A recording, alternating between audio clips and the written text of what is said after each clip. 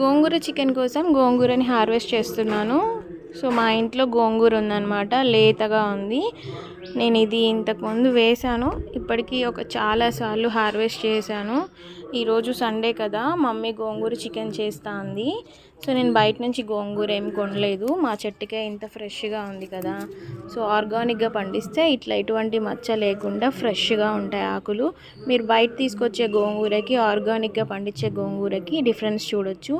బయట తీసుకొచ్చే వాటికి వాళ్ళు పెస్టిసైడ్స్ చల్లుతారు కాబట్టి వాటి మీద అక్కడక్కడ పేను పురుగు టైప్లో వైట్ కలర్లో ఉంటుందన్నమాట. చూడండి, ఇక్కడ ఎక్కడ కూడా అట్లాంటిది లేదు, ఎంత ఫ్రెష్గా ఉన్నాయో. ఆర్గానిక్గా పండించడం అంటే మనం వెజిటేబుల్ వేస్ట్ కానీ కిచెన్ వేస్ట్ని కానీ మనం ఇట్లా ప్లాంట్స్కి యూజ్ చేసుకోవాలి. వేరే ఎట్లాంటి పెస్టిసైడ్ యూజ్ చేయాల్సిన అవసరం లేదు. ఇట్లా ఇంట్లోనే ఆర్గానిక్గా ఎప్పటికప్పుడు మనం ఫ్రెష్గా